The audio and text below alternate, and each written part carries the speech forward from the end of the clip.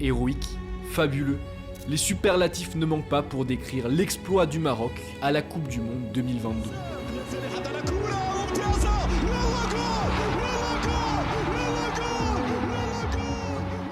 Au fond du trou et 76e au classement FIFA en 2014, les Lions de l'Atlas, forts d'une génération dorée et d'un travail de fond exceptionnel, ont connu depuis une ascension folle qui les a menés aujourd'hui à leur première qualification pour les huitièmes de finale de la Coupe du Monde depuis 1986, une fierté nationale pour l'un des plus grands pays de football de la planète. Retour dans cette vidéo sur un succès et une ascension fulgurante depuis 10 ans, entre destin extraordinaire, diplomatie du ballon rond et embrouille pour une bouteille d'eau, c'est parti générique.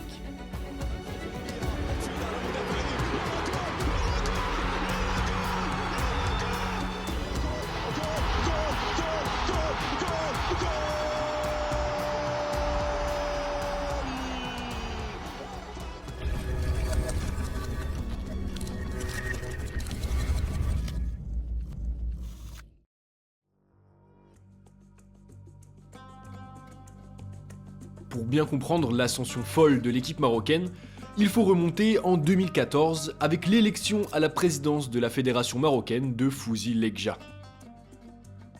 Ancien inspecteur des finances à la trajectoire démentielle, devenu le plus jeune directeur du budget du royaume marocain, Lekja, en parallèle de sa carrière politique, avait mis un pied et demi dans le milieu qui le passionne depuis tout petit, le football au début des années 2000, à travers la reconstruction express du club de sa ville, du club de son enfance, la RS de Berkane. Quand il arrive là-bas en 2000, en intégrant le staff technique, le club est encore amateur, il évolue en D3 et il a surtout des infrastructures au niveau de ses concurrents, c'est-à-dire très vétustes. Mais dès son arrivée, Lekja, qui veut voir le club briller, va s'attacher à en assainir les finances tout en le structurant et en le professionnalisant, à travers notamment la mise en place d'un centre de formation pour attirer et former les jeunes pépites de la région. Et clairement ça va marcher, car en seulement 10 saisons, celui qui en devient le président en 2009 va tout simplement propulser Berkane en première division et va par la même occasion se faire un nom dans le football marocain. À tel point donc, comme on l'a dit, qu'il devient 5 ans plus tard, en 2014, le nouveau président de la Fédération royale marocaine de football. Après, c'est pas que grâce à sa renommée qu'il devient président et qu'il est élu, c'est aussi grâce à son passé politicien qui lui permet de faire les bonnes alliances politiques au bon moment pour être élu, et notamment avec un autre président de club qui deviendra d'ailleurs plus tard son ami, en la personne d'Ilyas El Omari. Et comme avec Berkane, dès son arrivée au sein de la fédération, il va tout faire pour remettre sur pied la sélection marocaine, alors en très grande difficulté, comme en témoigne sa triste 76e place au classement FIFA. En effet, absent de la Coupe du Monde depuis 16 ans, les Lions de l'Atlas restent aussi sur 5 CAN catastrophiques, avec 4 éliminations dès les phases de poule et une non-qualification carrément en 2010. Bref, vous l'aurez compris, quand il arrive à la tête de la fédération marocaine, eh bien le Maroc est tout simplement englué dans une situation presque dramatique pour un pays à la culture foot immense. Et Lekja, qui est un fan absolu de foot et en plus un homme qui a de grandes ambitions, notamment politiques, il veut que le football devienne ou redevienne une fierté pour les Marocains, et il veut aussi d'un autre côté que le Maroc redevienne le centre névralgique du football en Afrique. Lekja, c'est vraiment un homme de football, c'est un homme passionné de football, contrairement en fait à ses prédécesseurs. Du coup, non, vraiment, c'était vraiment la première fois que le Maroc avait un vrai président de fédération. Ça s'est vu justement par rapport à son travail.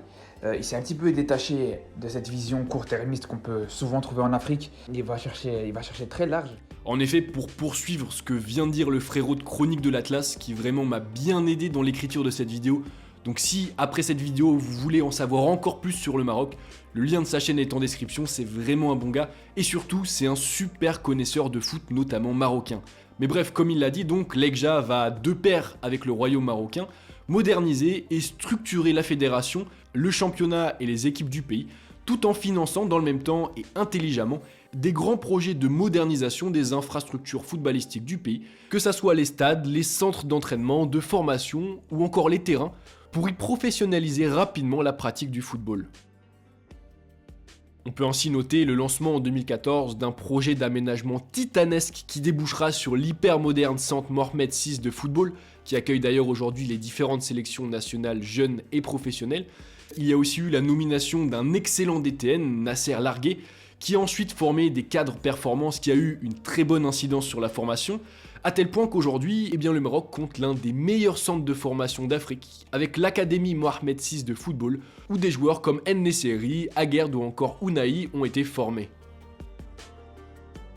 Bref, dès son arrivée, tout est parfaitement réfléchi, tout est parfaitement pensé, et ce qui en plus a aidé Lekja dans son travail, c'est qu'il a largement été soutenu par le royaume marocain, qui lui aussi, dans le même temps, a voulu donner une forte impulsion au football national en prenant conscience de l'importance qu'avait aujourd'hui dans notre monde la diplomatie par le ballon rond. C'est d'ailleurs en grande partie pour cette raison qu'en 2017, quand Lekja s'est présenté pour devenir le représentant de la zone nord au sein du comité exécutif de la CAF, la Commission africaine de football, il a largement été soutenu dans sa campagne par tous les ministres du royaume, ce qui lui a permis d'être largement élu et donc de se rapprocher du président d'alors de la CAF, Ahmad Ahmad, avec en ligne de mire l'organisation à terme au Maroc d'une Coupe du Monde. Une fois que toutes les bases ont été posées, que le travail de fond a été entamé, Lekja est passé à la deuxième phase de son plan, c'est-à-dire s'occuper spécialement de l'équipe nationale. Et quoi de mieux pour retrouver le succès que de faire appel à un coach qui domine l'Afrique du football depuis un bon bout de temps et qui a notamment remporté 2 des 3 dernières CAN en la personne d'Hervé Renard. Après le fiasco de la CAN 2015 que le Royaume devait organiser et de laquelle le Maroc a finalement été disqualifié pour avoir demandé son report à de multiples reprises en raison d'Ebola, les Lions de l'Atlas font ainsi venir le meilleur coach du continent à ce moment-là, avec un objectif clair pour la CAN 2017, retrouver enfin les quarts de finale que l'équipe n'a plus atteint depuis 2004. Et pour réaliser son objectif, Renard va très largement profiter de la bonne image qu'a la sélection grâce au travail de fond entrepris par la fédération, avec comme je l'ai dit donc un professionnalisme affiché et des infrastructures d'entraînement quasi neuves, pour convaincre de très grands espoirs binationaux de choisir la sélection marocaine, ce qui va se passer avec Hakimi, Boufal ou encore Idrissi. Et malgré de nombreuses blessures dans sa génération dorée, puisque Boufal, Belhanda, Amrabat ou encore Tarab sont trop justes pour jouer, le Maroc va réaliser tout de même une excellente compétition, battant notamment la Côte d'Ivoire pourtant tenant du titre et atteignant son objectif, les quarts de finale, un exploit pour une équipe qui ne passait plus les poules de la compétition depuis 13 ans. Le Maroc se qualifie pour les quarts de finale de cette Coupe d'Afrique des Nations. Il n'avait plus connu cela depuis 2004, les Lions d'Atlas. Mais face à l'Égypte, Benatia, Youssef El Arabi et les autres ne trouvent pas la faille et chutent sur le plus petit des scores et en toute fin de match. Une défaite qui fera regretter aux fans marocains l'absence du fantasque Hakim Ziyech, excellent en club mais pourtant non sélectionné car brouillé avec son coach. Je suis très fier ce soir. C'était une jeune équipe qui a donné tout son cœur pour le peuple marocain et donc il faut être fier de ça. Après, j'assume la défaite, voilà, je la prends pour moi. J'aurais dû gagner ce match mais je félicite tout le monde, ils ont été exceptionnels. Mais malgré les espoirs liés à ce parcours, puis à la qualification historique du Maroc pour sa première Coupe du Monde depuis 20 ans, le mandat d'Hervé Renard gardera tout de même pour les Marocains un petit goût d'inachevé, avec l'élimination dès les poules au Mondial 2018, au cours duquel les Lions de l'Atlas terminent dernier de leur poule derrière l'Iran, puis avec la défaite surprise en 2019 dès les 8e de finale de la CAN, face à la surprenante équipe du Bénin. D'autant qu'à la déception de l'élimination se rajoute celle liée à la démission presque instantanée d'Hervé Renard après la défaite du Bénin, une démission certes presque attendue puisqu'il y avait eu l'apparition de tensions dans l'équipe avec le staff, avec les supporters, etc. Mais une démission qui met tout de même un coup clairement au projet du président Lekja, sans pour autant bien entendu le stopper. Car Lekja, il pense à tout, il savait que potentiellement Renard pouvait partir, et du coup il avait déjà prévu un autre sélectionneur réputé pour prendre la suite, en la personne de Vahid Halilhodžić. Fort d'une rigueur défensive qu'il impose, et de la confirmation au plus haut niveau de nombreux espoirs de la génération dorée marocaine, emmenés par Achraf Hakimi et Hakim Ziyech, le nouveau coach va parfaitement s'adapter à sa nouvelle équipe, en qualifiant tranquillement les siens pour la CAN 2021, puis pour le Mondial 2022, pour la deuxième fois consécutive, ce qui est clairement un exploit. Mais les méthodes bien trop exigeantes d'Halilhodžić, son ego ainsi que son manque de pédagogie vont rapidement lui faire perdre une partie du groupe sous fond de conflits générationnels, à tel point que certains comme Ziyech, Mazraoui ou encore Amin Harit sont même écartés du groupe malgré leur qualité. pour chaque joueur, il y a des limites. Et quand un joueur refuse de s'entraîner, quand d'autres joueurs refusent de jouer un match, pour moi, c'est quelque chose que je ne peux pas accepter. Et j'ai pris une décision que je devais assumer. Là, c'est stop. D'ailleurs, le sélectionneur, dans le même temps, à qui on reproche de ne pas sélectionner assez de joueurs locaux, va s'enfoncer dans un conflit ouvert avec les médias marocains, ce qui va instaurer autour de l'équipe une ambiance vraiment pesante malgré les superbes individualités et les bonnes performances sur le terrain. Et cette situation compliquée, elle va durer jusqu'à la CAN 2021, au cours de laquelle l'élimination dès les quarts de finale face à l'Égypte va finalement sceller le destin du sélectionneur, que l'Ekja décide de limoger en août 2022, à l'issue de la saison. Limoger son sélectionneur à 3 mois seulement de la Coupe du Monde, ça paraît fou, ça paraît insensé,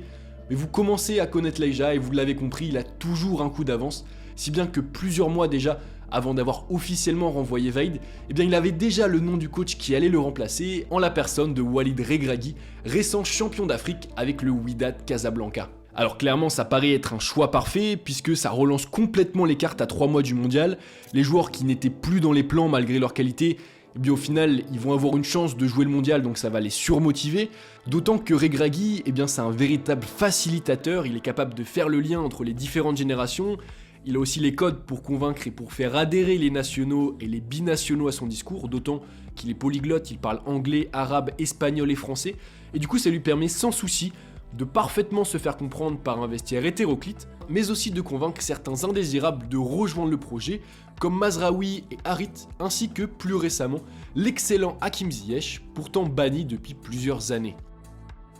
Hakim est comme un cheval sauvage, si tu essaies de le dompter, de montrer que tu es le maître, c'est la plus grande erreur que tu puisses faire, il ne te donnera rien. Il faut le laisser gambader avec des règles qui lui conviennent et conviennent au groupe. Ce n'était pas si simple de le faire revenir, il avait été déçu, touché parce qu'il aime vraiment le Maroc et il avait décidé un truc dans sa tête. Je viens de Corbeil-Essonnes, je suis un gars de quartier populaire comme lui, j'ai beaucoup échangé avec lui au téléphone, j'ai voyagé, maintenant je le sens heureux, il redevient le joueur qu'il est et je veux en faire un de mes relais dans le groupe. En 3 mois donc, s'il n'a pas eu le temps de changer drastiquement la façon de jouer, Regragui va surtout travailler à redonner de la confiance à l'équipe, à faire aussi d'un effectif de joueurs venant de plusieurs horizons une véritable équipe cohérente et solidaire, à créer également une dynamique autour de cette équipe, autour du maillot rouge et vert, et ça va notamment passer par des choix forts, comme le retour de Ziyech donc, comme je l'évoquais, mais aussi celui d'Amla, pourtant écarté depuis la CAN 2019. S'appuyant sur un climat apaisé en interne, sur une charnière défensive Saïs Aguerd ultra solide et enfin sur un trio de milieu Ounahi, Amrabat et Amalah archi complémentaires, le Maroc de Regragui s'est rapidement transformé, a rendu 3 bonnes copies en amicaux avant de réaliser en Coupe du Monde une performance exceptionnelle, un exploit presque inédit pour l'équipe marocaine, se qualifier pour les 8e de finale et ce malgré une poule très relevée.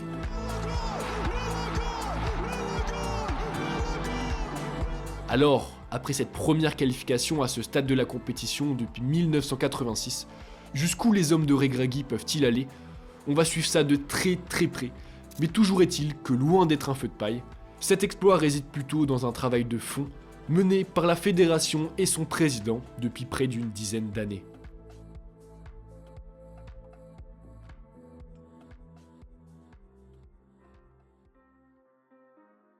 Et donc voilà l'équipe, c'est déjà la fin de cette vidéo, merci à vous de l'avoir regardé, j'espère vous avoir donné beaucoup de nostalgie et beaucoup de fierté. En tout cas voilà, on espère que le Maroc ira le plus loin possible. Je voulais remercier à nouveau Chronique de l'Atlas qui m'a vraiment beaucoup aidé dans cette vidéo, à l'écriture notamment, ainsi que le journaliste Hanif Ben Barkan que j'ai contacté, qui m'a aussi donné quelques informations sur l'état de la sélection, sur l'histoire, etc. Donc un grand merci à eux deux, sans eux la vidéo n'aurait pas été possible. On se retrouve dès demain pour une vidéo sur le Sénégal et leur ascension express également. Merci à vous l'équipe, c'était Val, peace.